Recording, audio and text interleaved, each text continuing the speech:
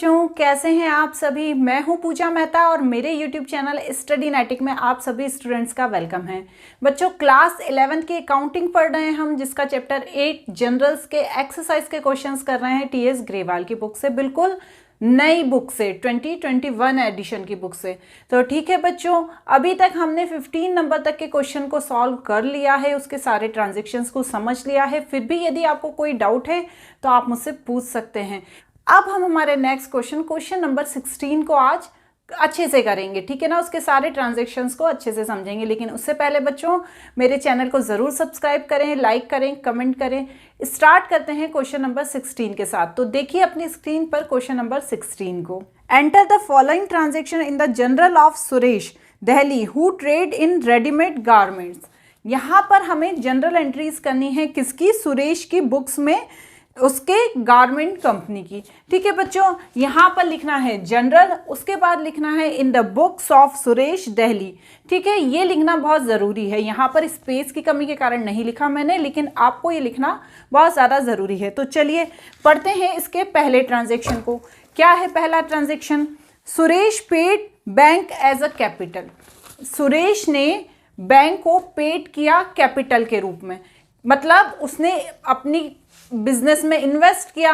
तो जब वो बिजनेस में इन्वेस्ट करता था तो हम पहले क्या लिख देते थे, कैश अकाउंट। लेकिन यहाँ पर क्या लिखा है, बैंक है, तो बैंक भी कहाँ आता है, रियल अकाउंट में ही आता है। तो जब रियल अकाउंट में कैश आए या बैंक में पैसा आए तो उसे हमें क्या करना रहता है, डेबिट, क्योंकि व्हाट कम्स इन लिखा है।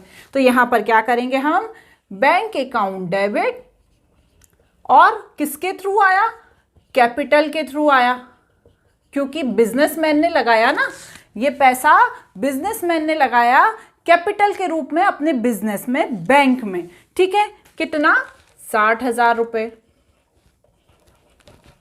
ठीक है, डेट क्या है, अप्रैल 1, और नरेशन लिखेंगे being paid into bank as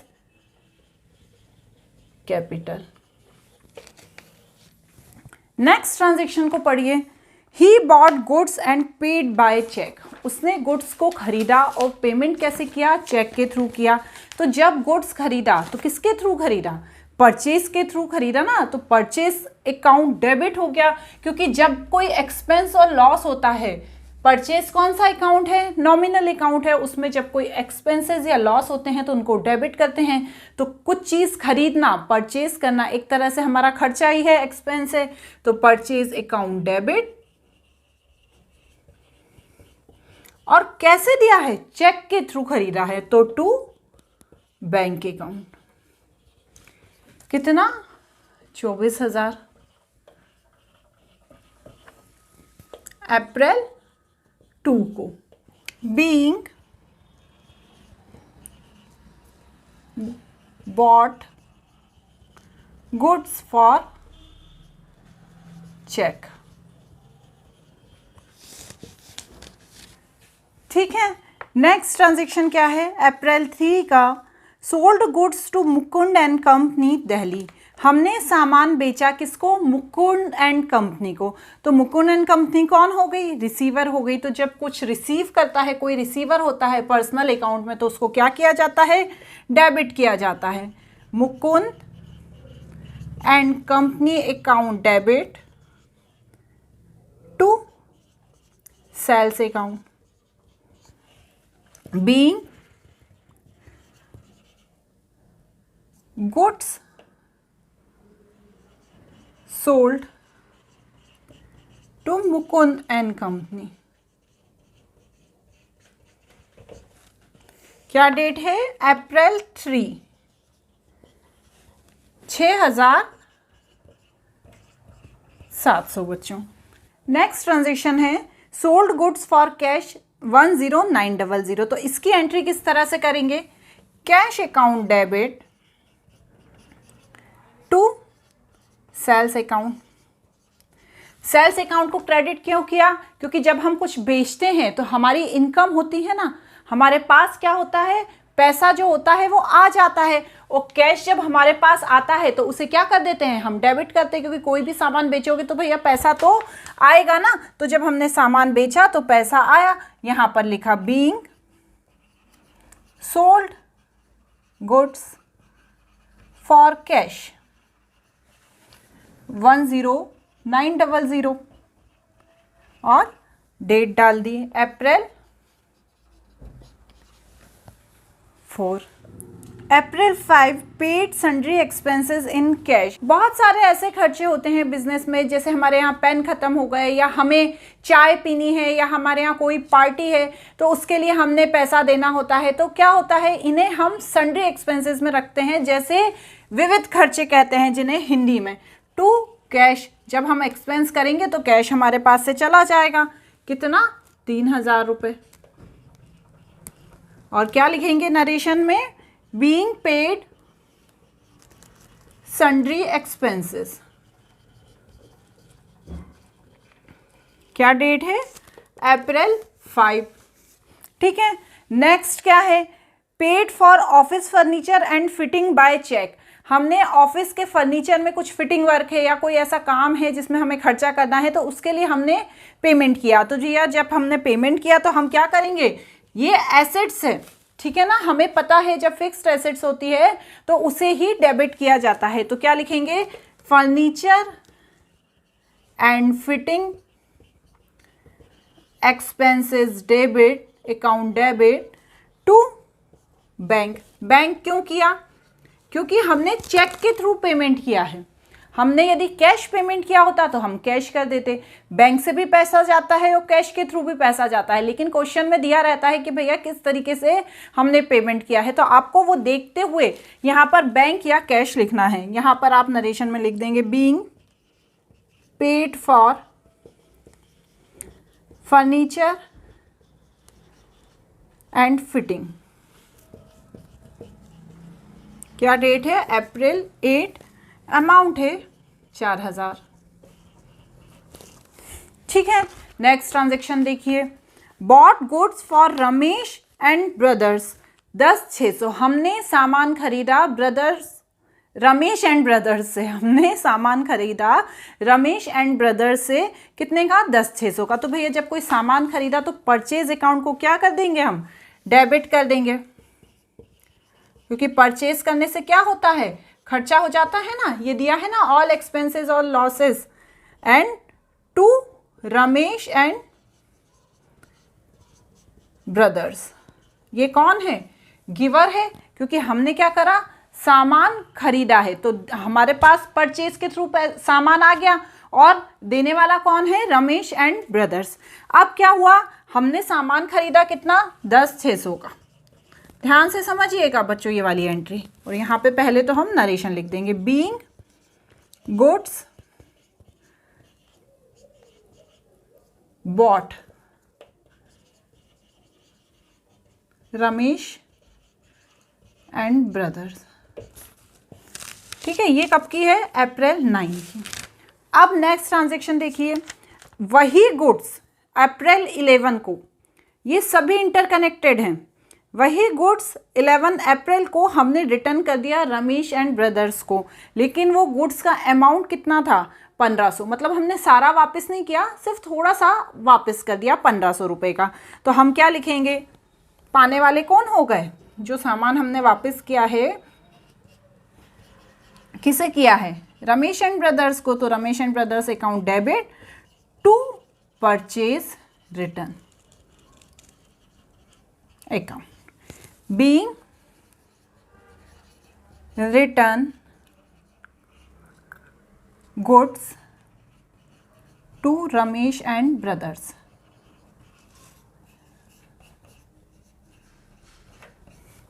11 तारीख को 1500 का, 10,600 का सामान हमने खरीदा था, 1500 का हमने सामान वापस कर दिया। ठीक है, अब नेक्स्ट ट्रांजेक्शन को देखते हैं जो इन्हीं दो ट्रांजेक्शन से इंटरकनेक्टेड है। ठीक है, देखिए अपनी स्क्रीन पर, अप्रैल 12 को क्या हुआ, issued cheque to Ramesh and brothers in settlement amount 8500। हमने रमेश एंड ब्रदर्स से कितने का सामान बॉट किया, 10,600 का।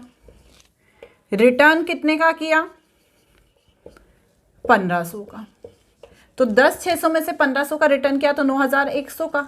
लेकिन नेक्स्ट ट्रांजेक्शन में क्या बोल रहे हैं अप्रैल 12 के कि हमने जो चेक इशू किया वो 8,500 का किया। हमें चेक कितना देना था सामान खरीदने पर? 9,100 का। लेकिन हमने चेक कितने का दिया? 8,500 का। अब हमने कितना कम दिया? 600 रुपये हमने कम दिया। माइनस करेंगे ना 9,100 से, जब 8,500 माइनस करेंगे तो 600 रुपये आएंगे। तो 600 रुपये हमने कम दिए। क्यों कम दिए? इसका एक आप रीज़न बताओ कि हमने 600 रुपये कम क्यों दे सकते हैं। हमने कोई सामान खरीदा तो हमें पूरा पेमेंट करना चाहिए था 9,100 का, लेकिन हमने कितना किया? 8,500 का 600 कम दिए। तो हम ये लेकर चल रहे हैं कि ये 600 रुपये का डिस्काउंट हमें सामने वाले ने दिया। हम कोई सामान खरीदते हैं तो हमें सामने वाला देता है ना डिस्काउंट, हम थोड़ी उसे डिस्काउंट देंगे। हम जब बेचेंगे तब हम सामने वाले को डिस्काउंट देंगे। लेकिन हम जब सामने वाले से सामान खरीद रहे हैं तो सामने वाला हमको डिस्काउंट देगा। हम गए शॉपिंग मॉल में और हमने कोई सामान खरीदा तो वो जो शॉपकीपर है वो हमें डिस्काउंट देगा। तो यहाँ पर ये जो 600 रुपये है ये हमें डिस्काउंट रिसीव्ड हुआ। ठीक है, तो अब हम क्या करेंगे, जो ये अप्रैल 12 का जो ट्रांजैक्शन है उसे देखिए। यहां पर मैं डायरेक्ट अप्रैल 12 का ट्रांजैक्शन कर रही हूं, ठीक है ना। क्या लिखेंगे? Ramesh and brothers account debit. Ramesh and brothers account debit क्यों? क्योंकि वो रिसीवर है, उसने हमें सामान बेचा है, हमने उससे सामान खरीदा है, ठीक है ना। तो वो रिसीवर है तो कितना उसको रिसीव करना चाहिए था? 9,100। ये 9,100 रिसीव करना चाहिए था ना। लेकिन हमने पेमेंट कितना करा उसको? To bank account. चेक के थ्रू करा ना, यदि कैश के थ्रू करते तो हम टू कैश अकाउंट लिख देते, लेकिन हमने चेक के थ्रू किया तो हमने यहाँ पर लिखा टू बैंक अकाउंट। कितना पेमेंट किया हमने? 8,500। अब 9,100 में से जब 8,500 माइनस किया था तो कितना आया था? 600 रुपये। तो उसकी एंट्री हम करेंगे टू डिस्काउंट रिसीव्ड 600 रुपये, और यहां पर लिख देंगे being issued cheque to Ramesh and brothers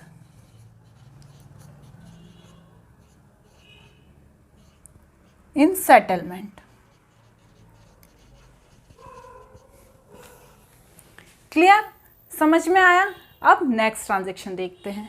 April 12 goods costing destroyed by fire. हमने कोई सामान लिया था और वो फायर के मतलब उसमें आग लग गई और वो डिस्ट्रॉय हो गया। तो हम क्या लिखेंगे? Loss by fire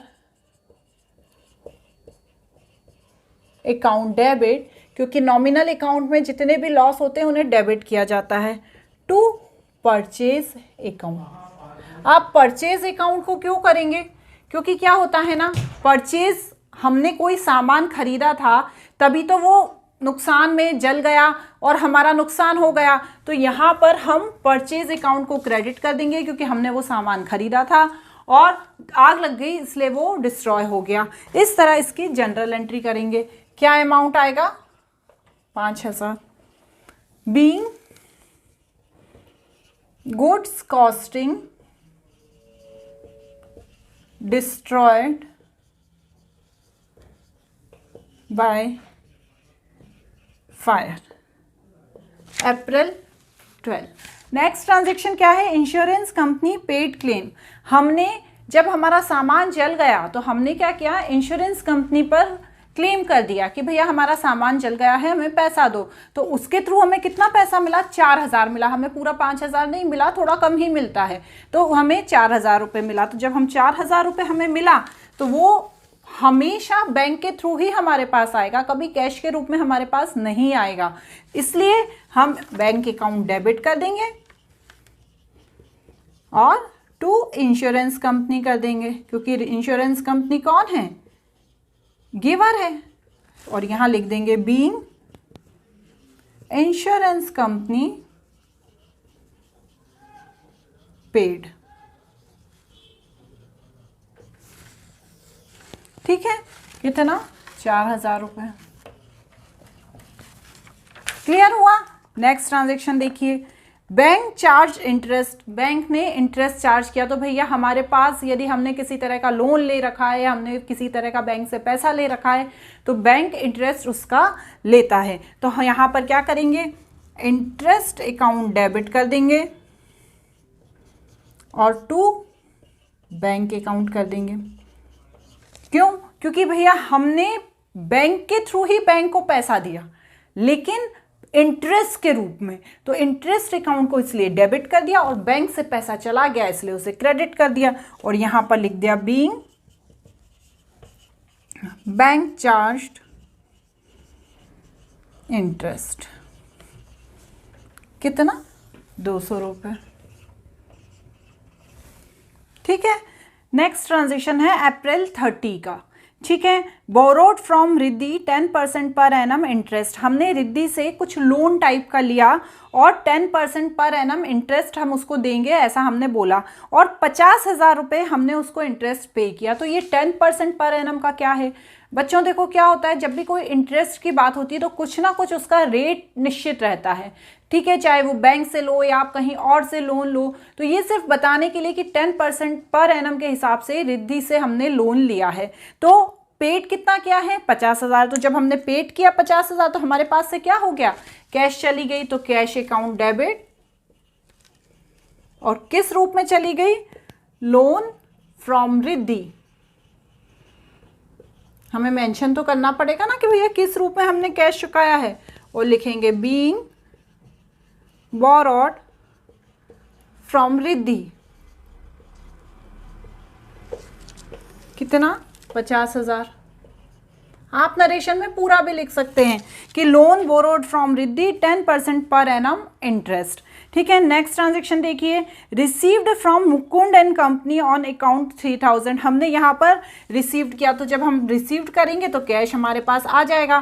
cash account debit to Mukund and company account. कितना? 3000।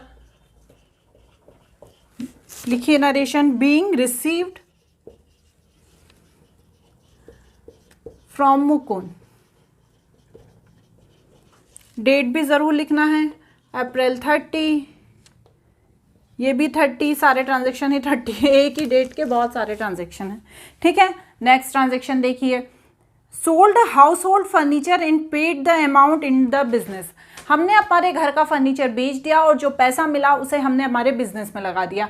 आपने कुछ भी किया हो, पैसा यदि आपने बिजनेस में लगाया है, वो चाहे किसी भी तरीके से लगाया हो, उसे हम कैपिटल ही कहेंगे। तो यहाँ पर हम क्या करेंगे? कैश अकाउंट डेबिट, क्योंकि सामान को बेचकर पैसा लगाया है, और कैपिटल के रूप में हो गया वो क्रेडिट। कितना? 10,000। इसलिए आप कंफ्यूज नहीं हो जाना कि भैया ऐसा लिखा है सोल्ड हाउस होल्ड फर्नीचर। कुछ भी किया हो आपने, घर का फर्नीचर बेचा हो, सामान बेचा हो, कुछ भी बेचा हो, और उससे जो पैसा मिला है उसे आपने बिजनेस में लगा दिया, तो वो कैपिटल ही कहलाएगी। और जब कैपिटल को आप बिजनेस में कहलाते हैं, देते हैं, तो क्या होता है? कैश उनको मिल जाता है, तो कैश आ जाता है, तो कैश अकाउंट डेबिट कर देंगे और कैपिटल अकाउंट क्रेडिट कर देंगे। Be capital introduce. कितनी? 10,000 की। नेक्स्ट ट्रांजेक्शन देखते हैं, April 30 sold goods costing 5,000 to Anita for cash at the profit of 20% on cost and less 20% trade discount. यहाँ पर जनरल एंट्री करने से पहले एक छोटा सा मैं एक वर्किंग नोट बना रही हूँ। आप ऐसी टेबल में नहीं बनाना, आप अलग से नीचे बना लेना, पर मेरे पास जगह कम है इसलिए मैं यहीं पर बना रही हूँ। इसके बाद मैं आपको जनरल एंट्री बताऊंगी। तो देखो बच्चों, जो प्राइस थी, कॉस्टिंग थी, मतलब जो कॉस्ट प्राइस थी, वो कितनी है? 5,000। ठीक है, अब उस पर क्या हुआ? प्रॉफिट कितना था? 20%। तो क्या करेंगे? उस प्रॉफिट को ऐड कर देंगे। प्रॉफिट 20%, तो 5,000 का 20% कितना हुआ? 1,000। कितना हो गया टोटल? 6,000। ट्रेड डिस्काउंट किस पे दिया जाता है? जो टोटल अमाउंट होता है उस पे दिया जाता है, जिसे क्या कहते हैं हम? Selling price. ट्रेड डिस्काउंट तो भैया उस पर ही दिया जाता है ना, सेलिंग प्राइस पर। तो आपने जब 6,000 पे कितना ट्रेड डिस्काउंट है, 20%, तो कितना हुआ 1200। तो हम क्या करेंगे, 6,000 में से 1200 माइनस कर देंगे तो कितना आएगा, 4,800। ठीक है, ये आपको वर्किंग नोट पहले तैयार करना है। अब इस 4,800 की हमें एंट्री करनी है। तो क्या हुआ, हमने जब कोई सामान बेचा तो क्या हुआ, पाने वाला कौन है, अनीता है, क्योंकि हमने अनीता को सामान बेचा है। तो अनीता अकाउंट कौन हो गए, डेबिट हो गए। और to sales account 4,800 being sold. और ये पूरा का पूरा जो ट्रांजैक्शन दिया है वो आपको यहाँ पर लिखना है। ठीक है, स्क्रीन पर ये ट्रांजैक्शन मैं फिर से दिखा देती हूँ क्योंकि ये थोड़ा सा टिपिकल ट्रांजैक्शन है, इसे अच्छे से देख के अच्छे से समझ लीजिए। अब इसी के जैसा नेक्स्ट ट्रांजैक्शन है, उसको भी देख लेते हैं। Sold goods costing 20,000 to Sunil at the profit of 20% on sale less 20% trade discount and paid cartage 150। यहाँ पर पहले ट्रांजैक्शन जैसा ही सब दिया है, बस एक लाइन एक्स्ट्रा दी है कि हमने पेड कार्टेज 150 वो भी हमने पेड किया। तो सबसे पहले बच्चों हम इसका भी एक वर्किंग नोट बनाएंगे, आपको अलग से बनाना है। तो सबसे पहले क्या करेंगे, हम यहाँ पर लिखेंगे कॉस्ट ऑफ प्राइस कितना दिया है, 20,000। इसमें से प्रॉफिट कितना प्लस कर देंगे, 20%, कितना हो गया 4,000, कितना आ गया 24,000। अब क्या करेंगे, ये क्या हो गया, सेलिंग प्राइस हो गई। इसमें हम ट्रेड डिस्काउंट माइनस कर देंगे, कितना है ट्रेड डिस्काउंट 20%। 24,000 का 20% किया तो 4,800 आया।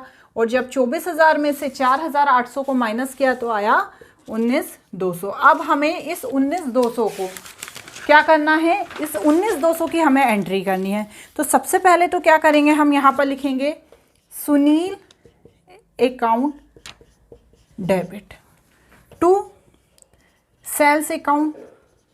सेल्स कितने की हुई, 19,200 की, 19,200। साथ ही साथ हमने कार्टेज भी पेड किया तो हमें यहाँ पर कार्टेज की भी एंट्री करनी है, टू कार्टेज अकाउंट, कितना 150। तो टोटल कितना हमने पेड किया, 19,350। और यहाँ पर लिख देंगे बीइंग सोल्ड गुड्स, पूरा लिखिएगा, पेड कार्टेज। ठीक है, क्लियर हुआ ना। ये मैं एक बार और बता देती हूँ। देखिए क्या हुआ, जो सुनील था हमने उसे सामान बेचा। तो क्या हुआ, जब हमने सुनील को सामान बेचा तो सुनील के पास क्या हुआ, सामान पहुंच गया। सुनील कौन हो गए, रिसीवर हो गए, इसलिए सुनील अकाउंट डेबिट कर दिया, क्योंकि सुनील का पर्सनल अकाउंट है और पर्सनल अकाउंट में जो रिसीवर होता है उसे डेबिट किया जाता है। किसके थ्रू सामान पहुंचा, सेल्स के थ्रू सामान पहुंचा। जब सेल्स हुई तो भैया हमारी तो क्या हो गई, हमारी इनकम हो गई। तो हमने क्या कर दिया, उसको क्रेडिट कर दिया। तो टू सेल्स अकाउंट क्रेडिट हो गए 19,200। लेकिन हमने सामान बेचने के साथ साथ क्या किया, जैसे होता है ना, कोई दुकानदार है हमारे यहाँ सामान भिजवा रहा है और उसने गाड़ी, जिस गाड़ी से भिजवा रहा है उसका पैसा भी वही दुकानदार दे देता है। तो हमने क्या किया, अपना जो सामान बेचा है उसको खरीदार तक पहुंचाने के लिए जो कार्टेज है वो भी हमने ही दे दी। तो हमने यहाँ पर क्या कर दिया, टू कार्टेज अकाउंट कर दिया 150। तो टोटल हमें कितने का सामान बेचा, हमने 150 प्लस 19,200, तो 19,350 का हमने टोटल सामान बेच दिया। क्लियर। अब जो अगला है क्वेश्चन वो मेरे नेक्स्ट वीडियो में करूंगी। इसमें कोई भी डाउट है तो आप मुझसे पूछ सकते हैं।